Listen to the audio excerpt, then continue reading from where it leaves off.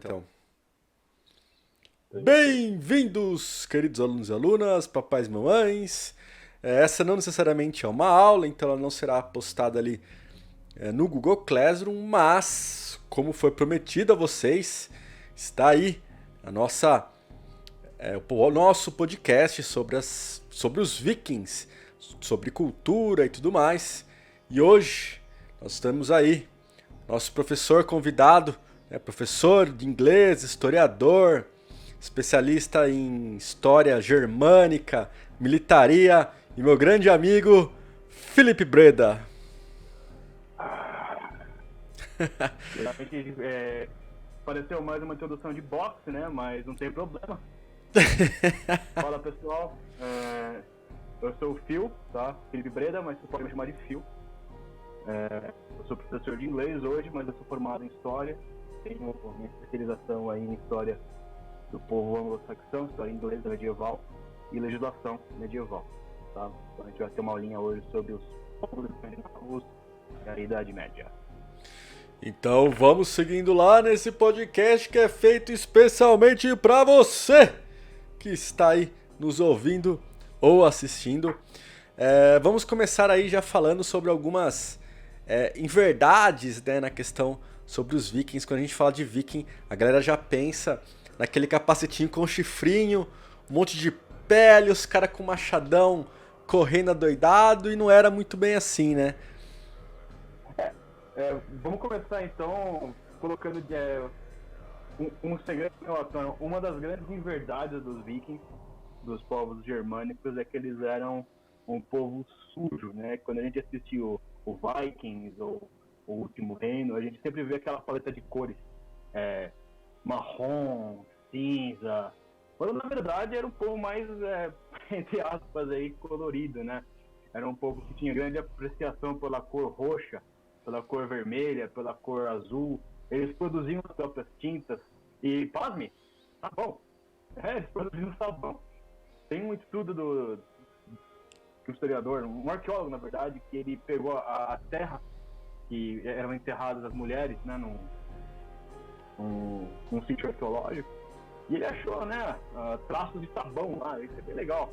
Então, a gente tem muitas dessas inverdades que é um povo sujo, né? Então, além disso, né, temos aí os chifres, a pele.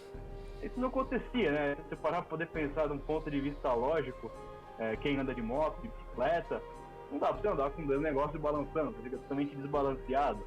Então, não tem nada que indique isso aí. Isso aí vem lá para frente com as óperas francesas que começaram a querer mostrar o viking como um povo, o nobre selvagem, né? Tipo, era bonito ser daquele jeito, mas era antiquado ao mesmo tempo. É engraçado você... Tinha uma dessas grandes inverdades, né? Desculpa cortar você, professor, mas eu cometi, né? Eu cortei o cabelo igual do Ragnar. Do vídeo. Já fui zoado por todo mundo, agora só falta você me zoar.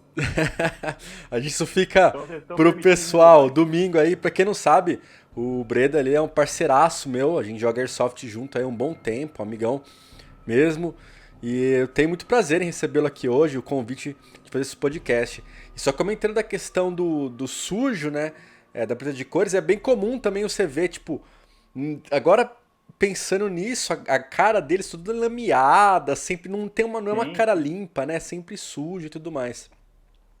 E não, pode... Perdão, eu tenho mania de cortar, é uma coisa que eu não perdi com a aula virtual. Mas pode continuar que eu tenho um ponto interessante para poder mostrar. E a questão dessas cores, né, que foi comentado, também é uma... Não chega a ser uma inverdade, mas é algo um pouco precipitado, que a gente tem essa imagem que os vikings eram somente um povo guerreiro, um povo que vivia da barbárie, da luta, e na verdade eles eram grandes comerciantes, né? Eles faziam comércio ali com diversos outros povos, chegaram até Constantinopla, que era a capital ali do comércio, capital do mundo nesse sentido.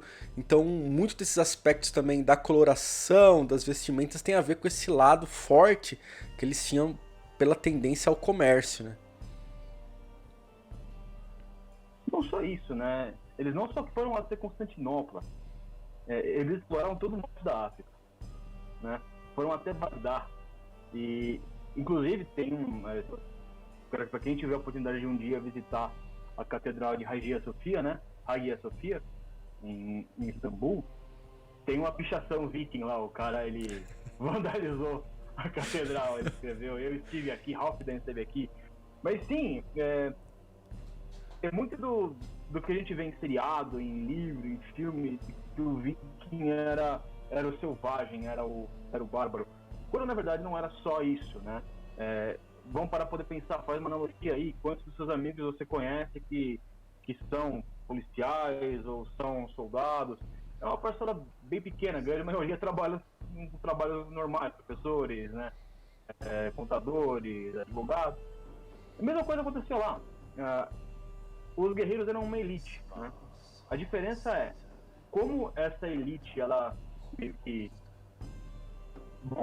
necessária, né? Porque não tinha todo esse aparato estatal que a gente tem hoje em dia, para poder proteger a pessoa, ou poder proteger um espaço, era a nobreza guerreira que cuidava disso. E um ponto interessante é que a palavra viking, né? Ela toma diferentes significados em diferentes momentos da história. Então, no começo da Alta Idade Média, quando começou as migrações, né, que os bárbaros saíram, começaram a invadir Roma, o termo viking queria dizer saqueador ou invasor. Até o final da dita era viking na Inglaterra, né, e na França chamada de Era Carolíngia, viking foi saqueador e comerciante. Depois disso, virou explorador e comerciante, e lá para as cruzadas, né, a partir do século X, a partir do século XI, passou a ser chamado de viking qualquer europeu que fosse de cabelo claro.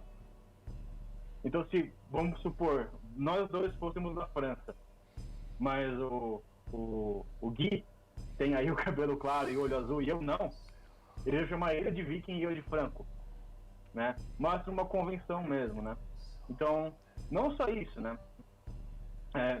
Não só o que o Gui falou, o professor Guilherme falou, os vikings não eram guerreiros apenas, eles eram comerciantes. Se você for ver, a história deles é permeada de trocas, inclusive você consegue achar elementos de culturas do mundo todo nos cemitérios deles. Eu falo muito de cemitério porque não porque eu sou gótico, tá? Mas eu tenho a carinha aqui, mas é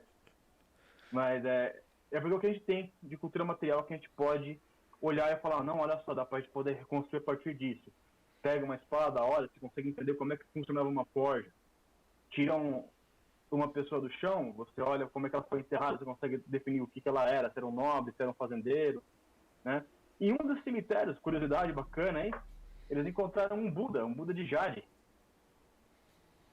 E muito provavelmente eles não eram budistas, mas alguém deve ter visto em alguma troca, né?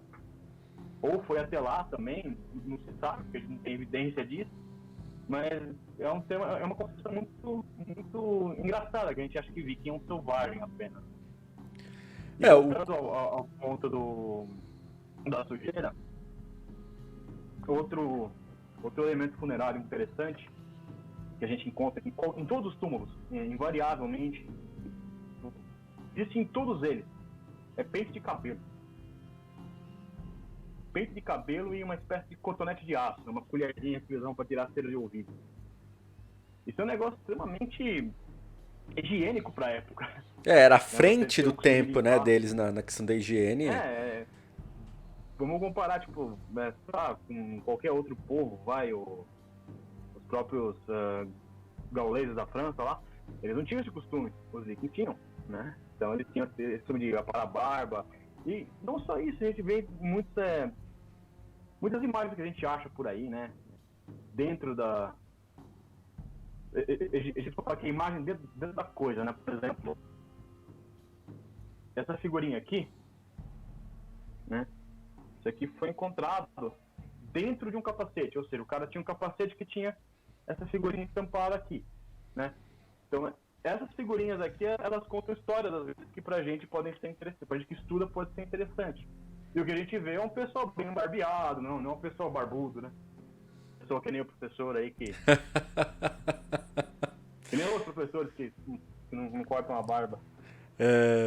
Retomando a ideia do Viking, isso só é um reforçador naquela ideia do mercador, né? Se eles realmente foram para lá, para China ou não, ou para Índia, que não há evidências, o fato é que através das rotas comerciais eles conseguiram adquirir essa figura que é asiática e estava lá na Escandinávia. Então, quando a gente relembra as questões das rotas comerciais que a gente vem estudando nos outros podcasts, a gente vê que isso é muito bem interligado e os vikings participavam ativamente disso. Então já são dois conceitos aí que a gente meio que quebrou, que a ideia desse capacete ali que era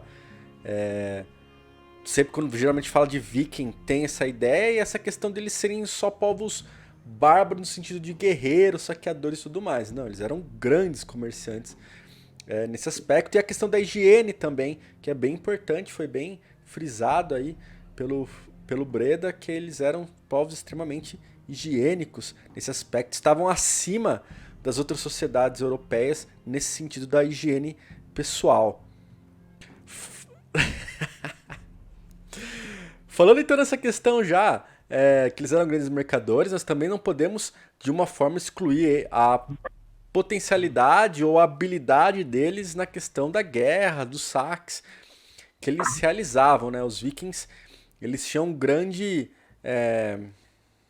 como posso dizer, especialidade nesse sentido, né? Que os saques, eles era um pouco diferente da questão da batalha, né? Porque depois o Breda pode me corrigir, mas era algo que você não poderia ir com uma armadura de combate, por exemplo, porque era algo muito rápido, né? Era invadir a vila, saquear, roubar tudo lá e voltar, e você ainda tinha de embarcações, às vezes navegava longas distâncias, e aí uma armadura pesada ou algo do gênero só acabaria atrapalhando nesse aspecto aí. Sobre o combate, é um pouco da minha especialidade, que é uma coisa que eu parei de falar, porque não tem mais tanta relevância. Eu sou professor de esgrima, tá? Eu pratiquei esgrima não a francesa, que você fica pulando do saltinho, mas é muito legal também. Mas eu pratiquei esgrima medieval, né? Espada e broquel. Eu cheguei a dar aula e tal. Tinha um grupo de estudantes aqui em Campinas. E fica aí a minha promessa, e quando acabar essa pandemia aí, eu vou levar minhas coisas para vocês aí, hein? Pra quem faz aula com o professor Faustino, professor Guilherme, eu vou levar as coisas, a gente vai fazer uma apresentaçãozinha aqui. E eu prometo que quem tirar 10, eu vou deixar bater no Faustino. Então aí, ó, pro próximo ano, quem sabe aí se resolver essa pandemia, ó, feira medieval vai rolar aí com o instrutor de esgrima. Na escola, hein? Na escola. E assim, na escola. Eu vou trazer galera interessante, o pessoal viking de verdade, hein? Tem um lá que até é escandinavo. Ele fala com a língua torta. Então, quando a gente fala de combate medieval, de combate dos vikings, né? A primeira coisa que a gente tem que entender é que eles vieram não só para lutar. Quando eles faziam sacros, eles não lutavam com combatentes, né? Principalmente quando a gente fala dos sacros, a gente fala da invasão da Inglaterra, né? Em 753, 763, alguma coisa assim, que foi o saque de Lindisfarne.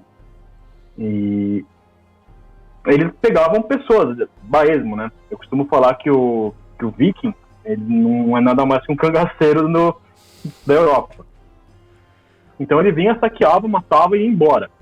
Era um conceito até parecido com o da Segunda Guerra Mundial de guerra relâmpago, né? O Blitzkrieg. Então ele vinha, saqueava e ia embora.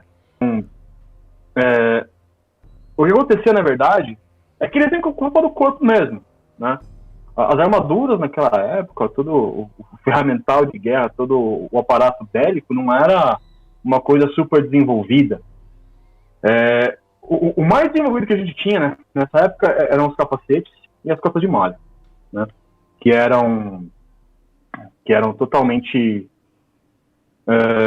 coisas para os nobres, né? Vamos comparar assim. Quem tem 2, 3 casas era que vai ter uma cota de malha, ter um capacete. Né? Então as coisas eram feitas muito rápido para você poder não só ter uma mobilidade maior naquela época, de você saquear, pegar e sair fora, como também a própria armadura do nobre, né? Ela não tinha uma tecnologia mais avançada, mas era desenvolvida para ter o máximo de mobilidade possível, né? Tem um pessoal lá do exterior que falava que as armaduras eram tão pesadas, que os vikings lutavam com os braços esticados, né? O que é uma tremenda besteira, né? É tudo muito leve. É uma coisa que é uma concepção errada que a gente tem. Tipo, os caras eram fortões, né? Porque eu vi o montanha do Game of Thrones levantando não sei quantos quilos. É uma misconcepção, uma concepção errada. É tudo muito leve, né? Então, uma espada muito pesada, ela tem 1,5 kg. Olha só, é 1,5 kg, cara. É um saco de arroz e um pouco mais, né? Só que, tipo assim, é muito desbalanceada. Mas um capacete pesado, ele tem 1 kg, 2 quilos. A cota de malha que a gente produziu, ela tem 14 quilos. Não é muita coisa, né? O pessoal que faz academia sabe. Não é muita coisa, mas quando tipo, você põe no corpo, você vê que ela fica leve, né? É um conceito de física interessante.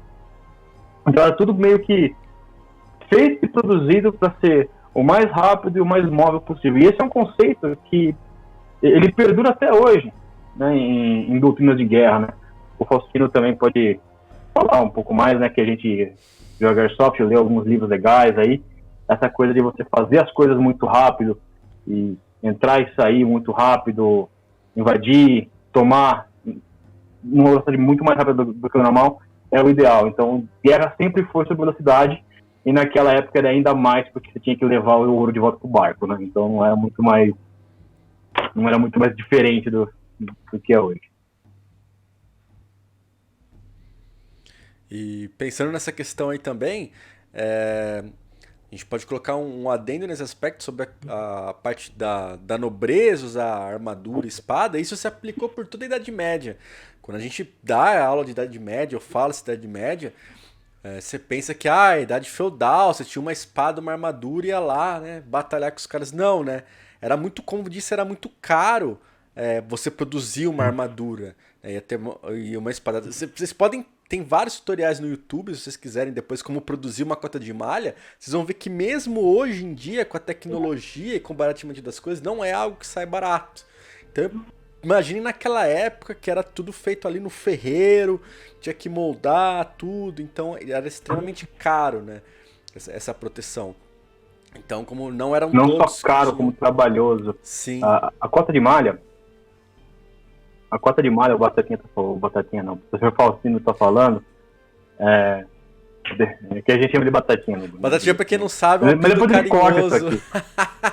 Pra quem não sabe, é um apelido carinhoso que eu tenho da galera do Airsoft e acabou ficando, então tem uma galera do Airsoft que me chama de Batatinha e é só nesse meio que eu tenho esse apelido e nenhum mais. Então, às vezes, se vocês escutarem aí Batatinha, quem será? Não, sou eu. Mas é restrito pra galera do Airsoft. Mas pode dar sequência aí. Desculpa, professor. Para você fazer uma cota de malha, ainda hoje, com todas as tecnologias, realmente, a gente fez a nossa, levou quase 2 meses. E, tipo assim, a gente fazia, tipo, 4 horas enrolando arame, depois cortando, depois juntando. E, assim, era uma profissão que, tipo assim, quem fazia era considerado um mago. Era considerado um mago.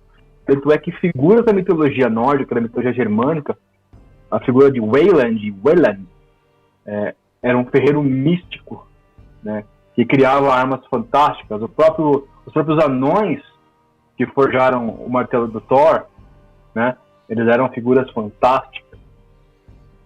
Por quê? Porque fazer aquilo, cara, era uma coisa realmente de louco, né?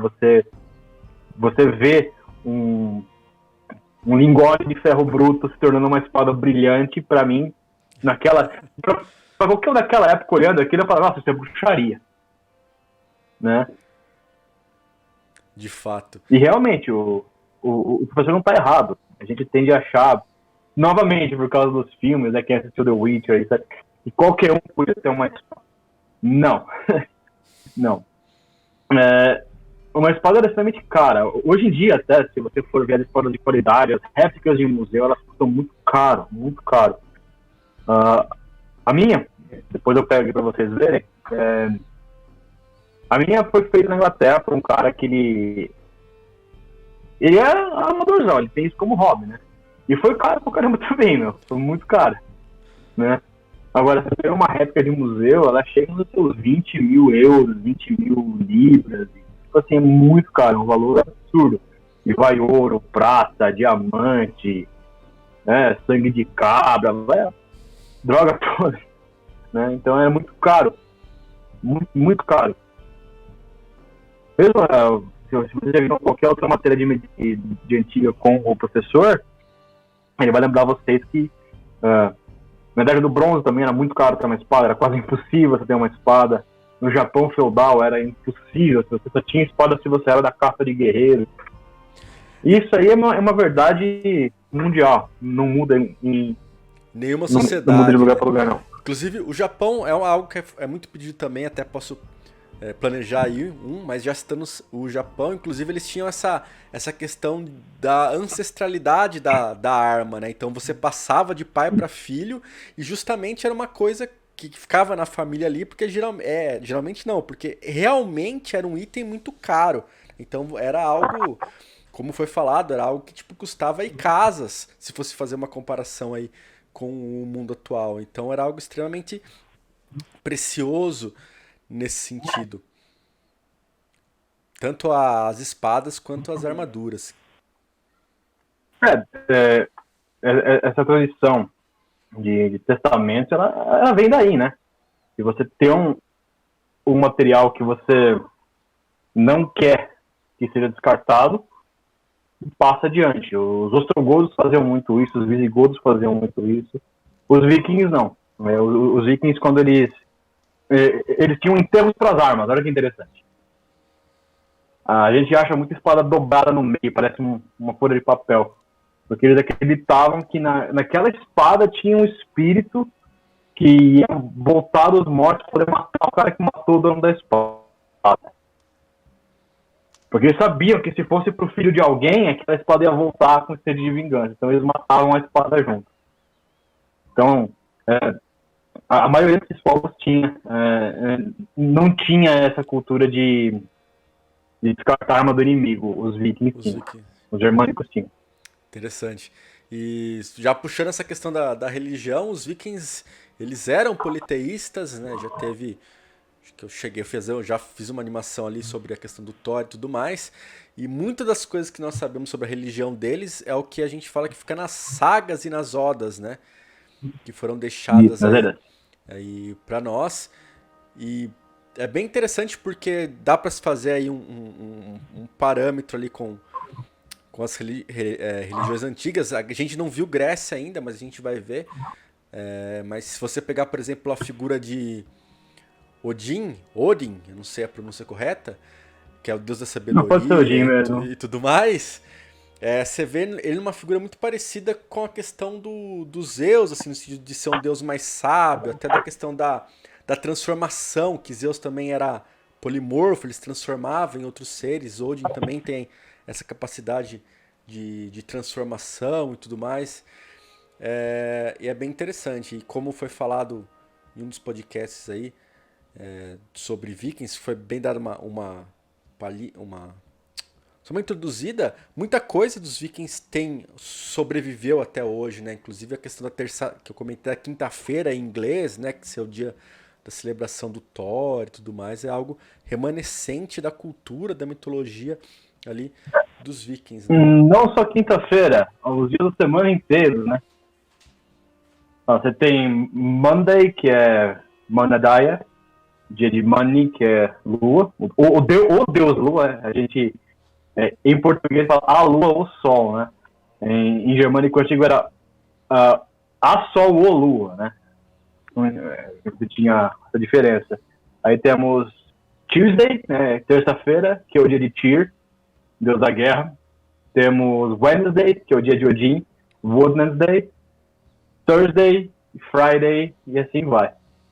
Isso dá muito pano pra manga, cara. Eu falo isso nas minhas aulas de inglês, o pessoal fica maluco, e, nossa, que legal! Pegar fogo.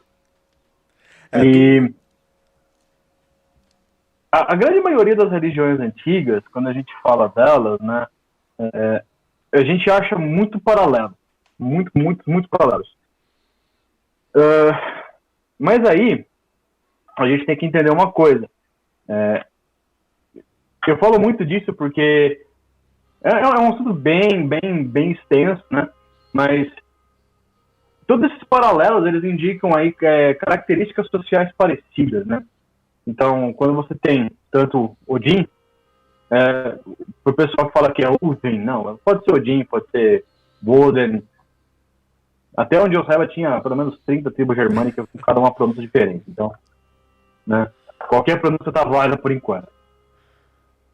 E eles denotavam essa figura de uma figura... desculpa. A existência dessa figura divina denotava a estrutura familiar ou social daquela sociedade, né? Que tem uma figura central, que é a figura do mais velho, mais ancião, ser o chefe daquilo tudo, né? E são coisas que, na grande maioria dos casos, ainda é regente, ainda é vigente até hoje, né? E, lógico, né? Quando você começa a seccionar ainda mais a Europa, né? Você pega lá, tira a Escandinávia, a Inglaterra, a França, a Alemanha, a Espanha, você começa a ver que cada local tem culturas ainda mais parecidas umas com as outras. E quando vai, você vai chegando mais para o sul, né? Pegando Polônia, chegando lá perto de Constantinopla, começa a ter outros costumes que vão se adequando mais com os costumes gregos, mais com os costumes eslavos. E tem muito a ver também, né, de como a cidade era formada. Esse é o grande papel da mitologia, né, fora da parte da teologia, aplicada na sociedade, na história, que é tentar mostrar uma visão de como aquele povo enxergava a sociedade, né, que é o grande papel aí da mitologia. Então, quando perguntarem, pra que essa mitologia? Puta negócio inútil, não. A gente entendeu como a cidade funciona.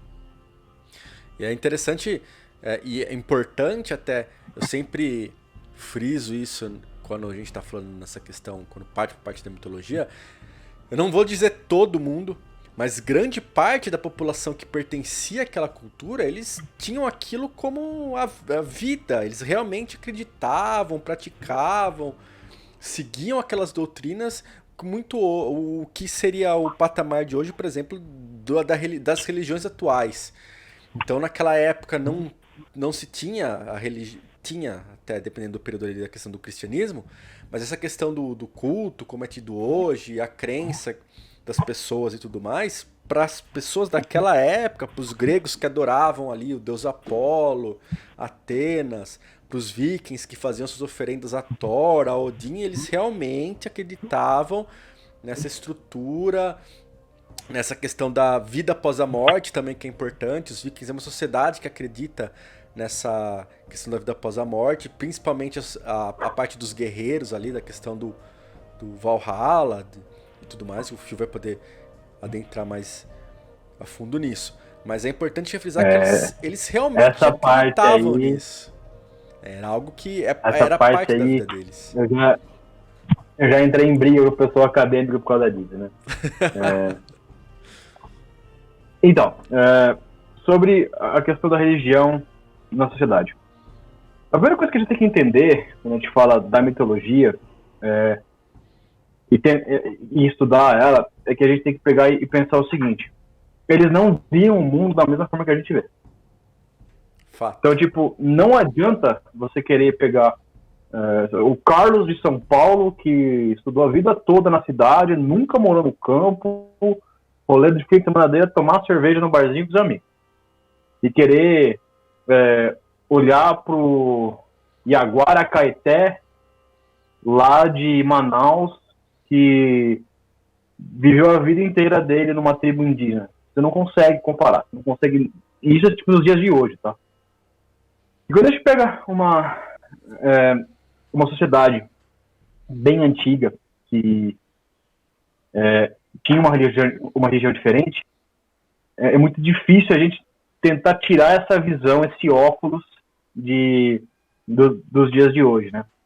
Então, quando a gente fala de religião deles, era muito mais ligado ao conceito familiar, né? acho que o professor falou para vocês um pouquinho, né, de que uma coisa muito curiosa nessas religiões antigas é que é tudo meio que parece uma grande família, parece uma novela mexicana, né?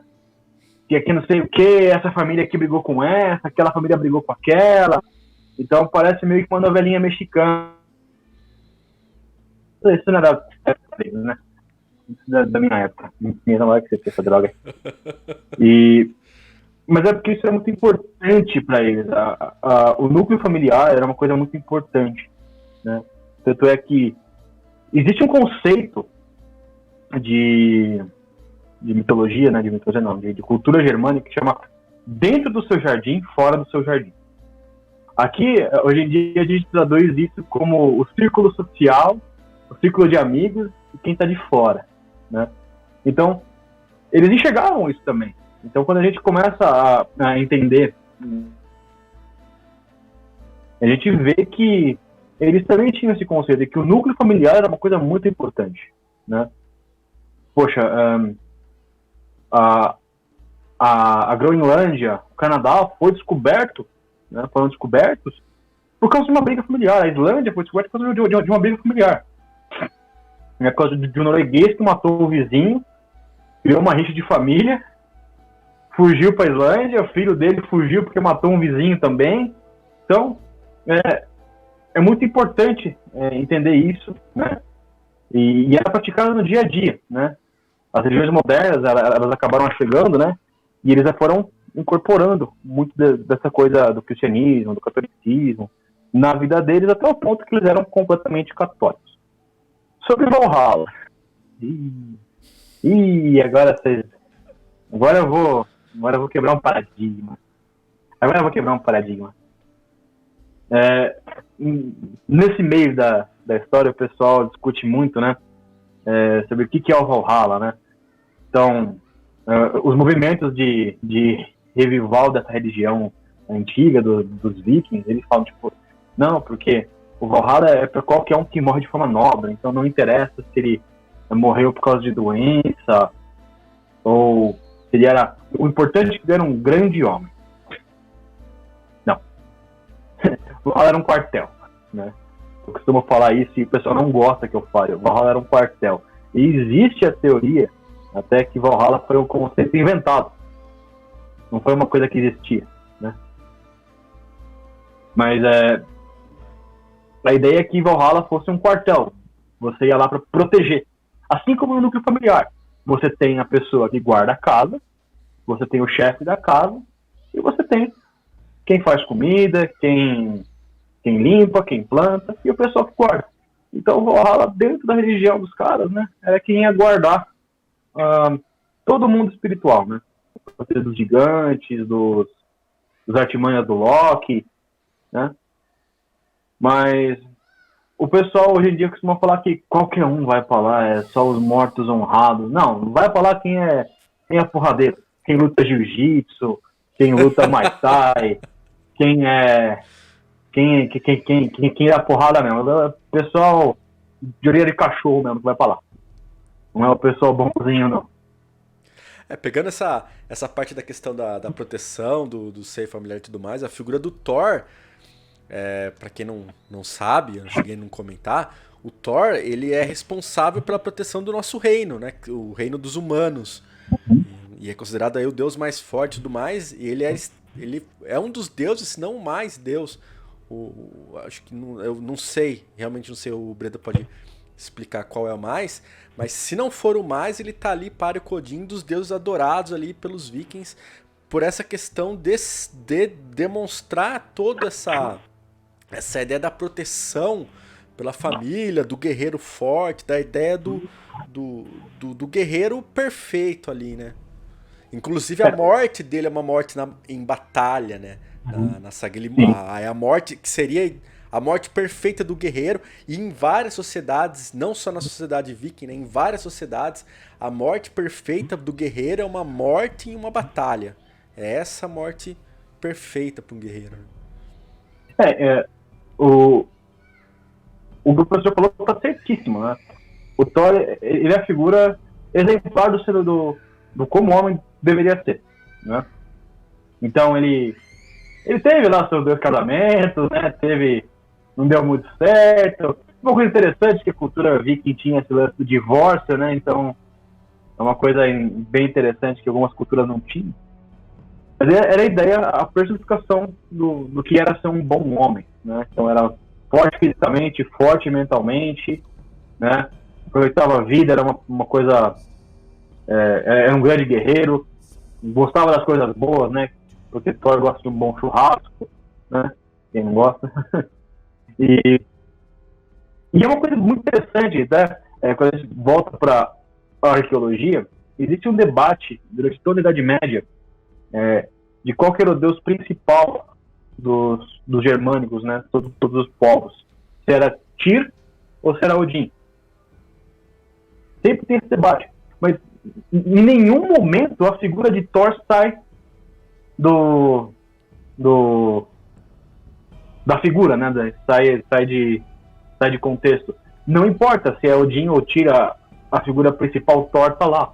Thor tá sempre lá como protetor da humanidade, com o mesmo papel em todos os panoramas, em todos os conceitos, né? A protetor da humanidade, a ideia do guerreiro perfeito, do homem, do bom homem, né? O cara que vai proteger o deus do trovão, o deus da chuva. Então, é uma figura muito interessante. Eu, inclusive, uso um martelinho de Thor aqui, ó. O meu não tá aqui hoje comigo, mas também eu sempre trago podcast, hoje acabei esquecendo, mas enfim, porque é muito do influência do Breda aí. Mas pensando nessa questão, o Tyr, depois a gente pode até acabar falando um pouco mais da questão da mitologia. O Tyr, pra quem não sabe, foi o deus que perdeu a mão colocando a mão na boca do Fenrir ali, que era filho do Loki.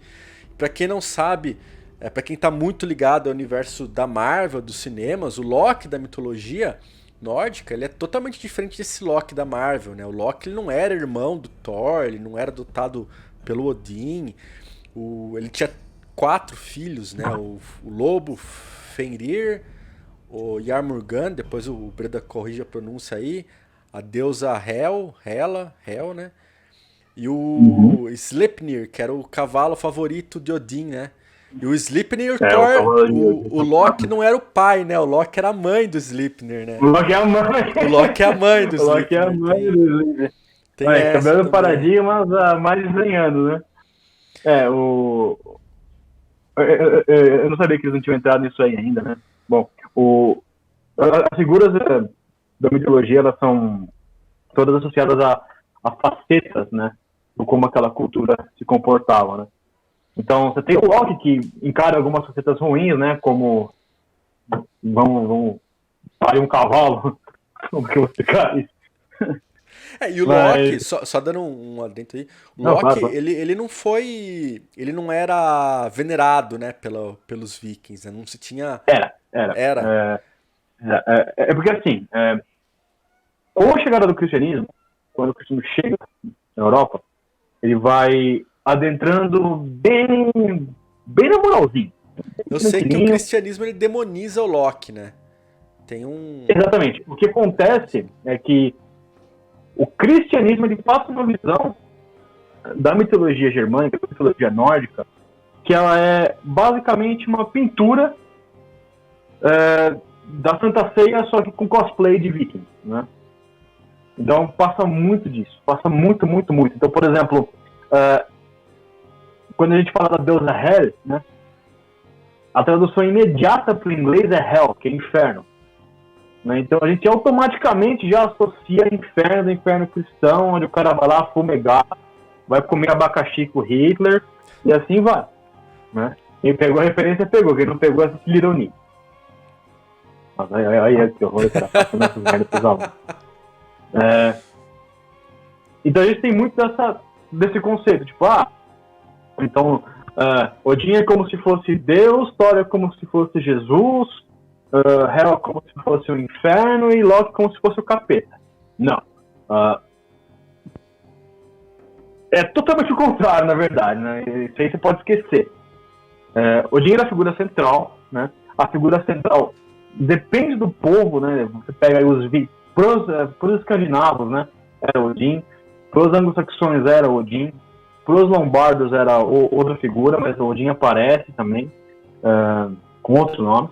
Para os visigodos era outra figura, para os frígios era outra figura, para os frígios era outra figura. Isso variava. Tudo dentro do mesmo ciclo, tá? Por exemplo, para os anglo-saxões, outra figura importantíssima era de Frey, né? Tanto é que se você for ler, depois eu passo para vocês aí a parte escrita,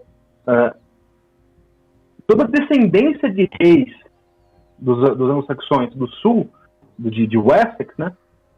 Descendia de Frey, do deus Frey. Então, se você falasse, descendente do deus Frey também, pô, beleza, só bater a tua coroa, né? Então, era tudo meio que uma faceta da sociedade explicada num ambiente fora da nossa realidade normal, né? Tudo explicado de acordo com a cosmovisão desses caras, né? dos germânicos. Então, tinha a faceta do guerreiro que era leal até a morte, a faceta do rei sábio, que também era mago, a faceta do Thor, que era o guerreiro perfeito, de Baldur, que era o homem bonito, de Loki, que era o FDP, né? Então, são todas facetas. E, ao mesmo tempo que cada um é um arquétipo, né? Podiam ser uma mistura de Loki e Thor, ou Odin e Tyr, ou Tyr e Thor. Então, são meio que arquétipos, né? Isso a gente falando de filosofia já, mas aí fica muito chato, né? Eu não tomei vinho o suficiente para falar de filosofia.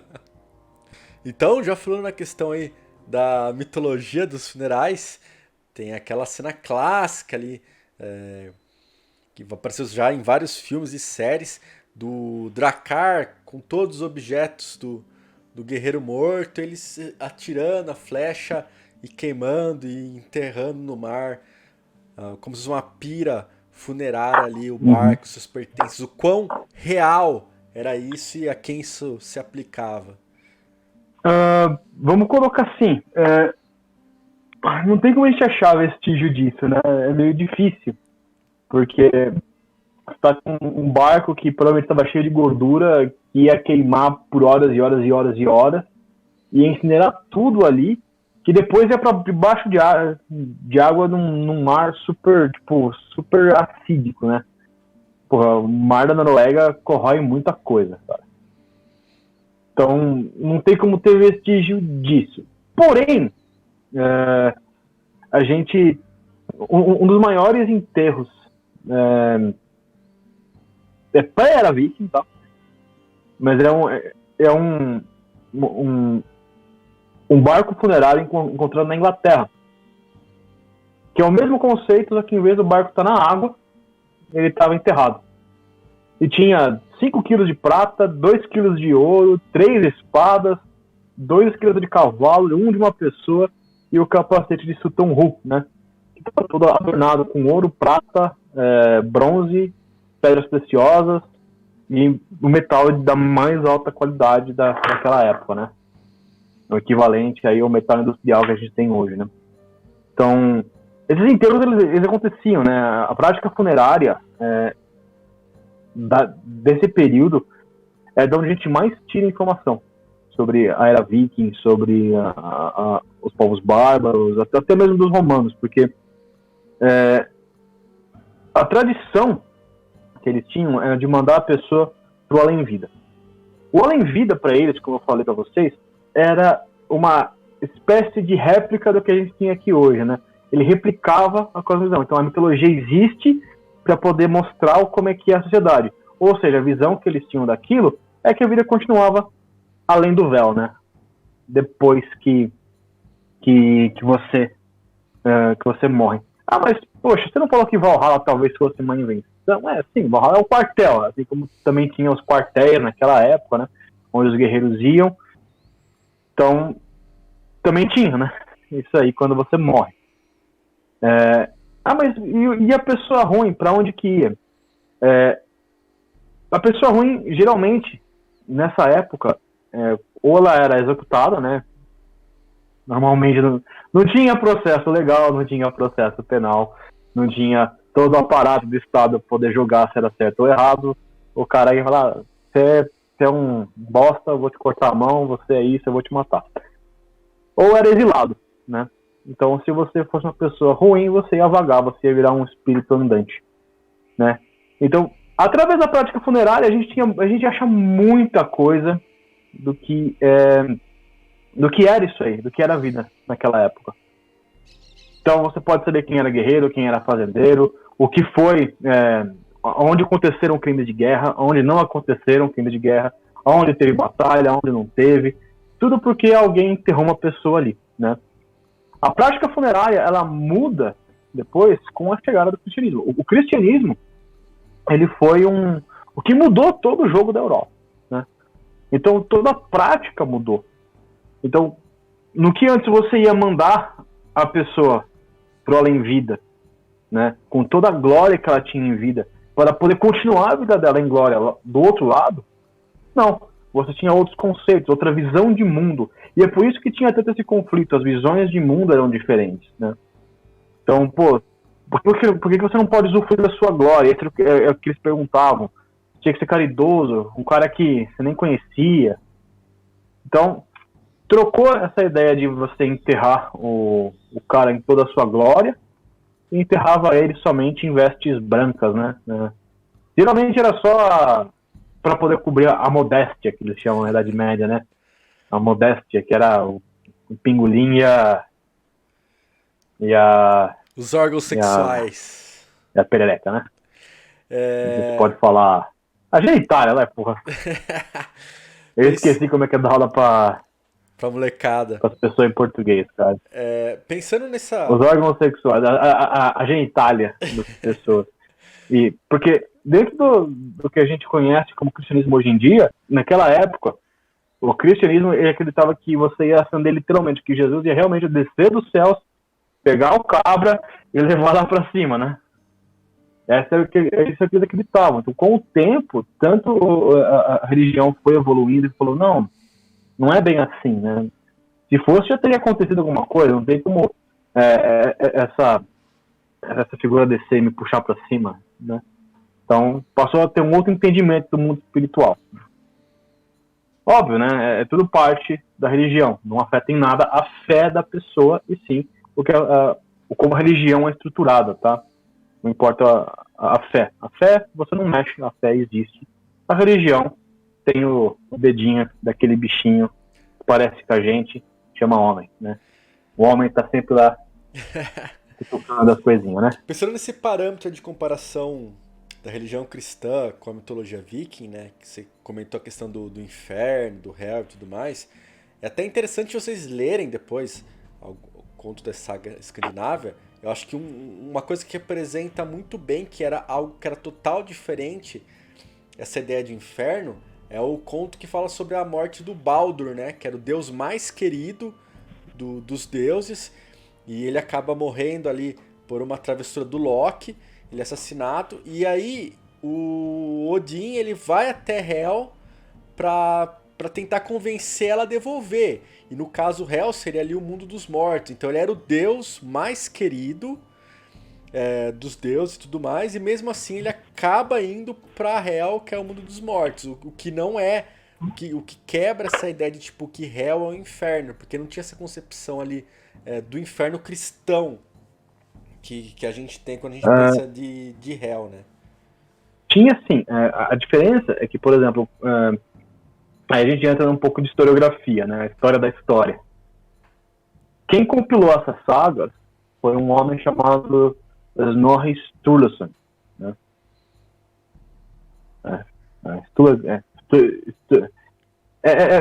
Snorri alguma coisa, né? Eu não vou lembrar o nome exato dele, mas acho que é Snorri Sturluson, né? Que era um parlamentar do século 12 ou 13 da Islândia, que ele compilou. Ele era cristão. Então, naturalmente, ele via esse mundo cristão como cristão, né? Ele não via o mundo dos vikings como o mundo dos vikings, o mundo dos cristãos como o mundo dos cristãos. Era um mundo cristão. Então, ele tentou fazer isso.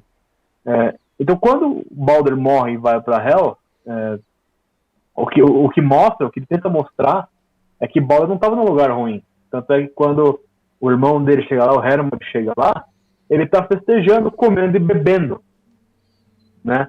Então, que raio de inferno é esse que você vai beber? Só se for o inferno das músicas de hoje em dia, né? Os inferninhos da vida, né? E aí até eu, né, cara? Né? De repente. Mas ele está comendo e bebendo, ele está festejando, né? Ele não está triste. A vida dele cessou, ele foi para onde todos os mortos vão, né? Então, é um conceito, tipo, a visão que os germânicos tinham quando o cristianismo foi chegando é muito interessante. E até o fim, eles tiveram, a total cristianização deles, né? Eles tiveram essa visão mais sincrética, né, de você ir adequando o cristianismo à religião deles. Tanto que na Dinamarca tem uma pedra, você deve conhecer esses foninhos aqui, né, que não tem fio, né? Eles são por Bluetooth, né? Tem um parque na Dinamarca que é o parque do Harold Bluetooth, né? Ele foi um dos reis dinamarqueses que ele virou cristão. E na pedra celebratória dele, de um lado mostra Thor com a serpente, né? Do outro lado mostra a cena do Calvário, né? Do Santo Calvário? Da crucificação? Bom, da crucificação de Jesus. E do outro, o batismo do pai dele. E do outro lado, o pai dele em guerra. Então, eles tinham essa visão de ir quando. Para eles era mais um Deus que eles podiam rezar, né? Era mais um Deus que eles podiam, tipo, olha só que legal, esse cara parece ser bacana, então vamos rezar para ele, né? E aos poucos foi mudando a visão de mundo, né? Porque a visão de mundo dos cristãos era diferente da visão de mundo dos vikings, dos germânicos, né? E é isso aí. Mais alguma consideração que você acha pertinente falar sobre a questão dos vikings? Na verdade, o que eu ia falar para todo mundo, né? É que não sejam que nem eu, tá? Não seja um chato que vai ficar perdendo sono porque tal coisa não é de acordo com a realidade. Porque eu perdi muitas noites de sono discutindo na internet, discutindo com amigos meus o porquê que Vikings é uma série horrível, o porquê que... Tipo assim, todo mundo sabe que é uma série feita para poder ser uma série de entretenimento, né? Então, só não percam o sono por causa disso, né? Percam o sono por causa de outras coisas. Porque você perde aí um pouco da vontade de curtir todo a obra, né? E procurem sempre, quando vocês forem pesquisar sobre a era viking, procurem sempre falar, ler mais de uma fonte, tá? Porque hoje em dia a gente tem uma grande variedade de fontes boas, né? Temos o NEV, que é o Núcleo de Estudos Vikings e Escandinavos aqui no Brasil, lá do Maranhão. Queria mandar um abraço para o professor Paulo Miranda, que é amigo meu, excelentíssimo cara, praticante de Jeet Kune Do, de Wing Chun, perdão. Ele, um cara que foi meu cliente quando eu trabalhava com joias, é um cara que eu gosto bastante, e ele trabalha, ele atua na área, estudou fora, e eles estão tentando trazer essa cultura dos vikings para poder ficar mais acessível para todos, né? Também para quem quiser conhecer um pouco mais sobre a cultura viking, né? Eu recomendo alguns grupos aqui na região de São Paulo, que eles têm o primeiro museu a céu aberto, que era o meu sonho quando eu queria fazer essas coisas, que é a Vila Viking, que ela tá, eu não sei em que lugar de São Paulo, mas está em São Paulo, acho que em Juquitiba. Eu não sei se eles são abertos, mas o cara ele largou tudo da vida para poder construir um vilarejo à moda dos vikings. O cara vive lá, come lá, cozinha lá. Então, tipo, é incrível. Um abraço pro Paulo César, que é meu conhecido, mas se ele estiver ouvindo isso, eu fico feliz, né? Então, vão procurar esses caras, que são muito legais. Na região de Campinas também, quem quiser procurar o pessoal do Nirvinder, eles estavam, né? Porque agora que a pandemia eu não sei como é que tá, porque usar mascarinha na era viking não dá, né? Mas eles estavam no Taquaral todo, acho que primeiro ou penúltimo domingo do mês. Tá? É um grupo de reconstrução histórica, os caras são excelentes, tá? Eu não gostava deles quando eu fazia isso, mas Depois que eu vi que os caras são realmente bons, eu tenho que tirar o chapéu, tenho que apreciar a obra deles. E o pessoal, meus grandes amigos do coração do Escudo dos Vales, lá de São Paulo, que foi o que me acolheu em toda essa minha parte de pesquisa, né? Então, quem quiser pegar mais informação, esses são os meios, são um pessoal incrível, podem... O que eles falarem eu assino embaixo, né? Porque a minha área não é exatamente os vikings, são os anglo-saxões, né? É a minha especialidade, eu conheço bastante dos vikings, por conta, né, dessas altercações com os anglo-saxões, mas o que esses caras falarem eu assino embaixo, e fica aí para quem quiser, depois da pandemia, um bom passeio com a família, com os amigos, conhecer esse pessoal que é muito bacana, tá? Agradeço de coração aí o meu grande amigo, meu grande parceiro, o Henrico, não, brincadeira, o Guilherme Faustino, o professor Faustino, que me encheu o saco, ele tava tipo meses já pedindo pra eu vir aqui, e óbvio, né, foi vacilo meu, também estava um pouco ocupado dando aula. Vocês sabem como é que é a vida de professor, né? Não faz nada o dia inteiro. Brincadeira. Mas, e deixar um grande abraço pro Guilherme Faustino, né? Pro nosso grande amigo Batatinha, que está tendo essa iniciativa aqui de manter a máquina rodando, manter vocês aprendendo, manter vocês informados de uma maneira bem mais divertida do que ficar no Zoom, tendo que pedir para vocês ligarem a câmera, viu? Porque daí é brabo, viu? Ou no Google Class também, que também é horrível. Eu não sou nem um pouco fã dessas plataformas. Então, vamos ficando por aí. Aquele abraço, cuidem-se e até a próxima.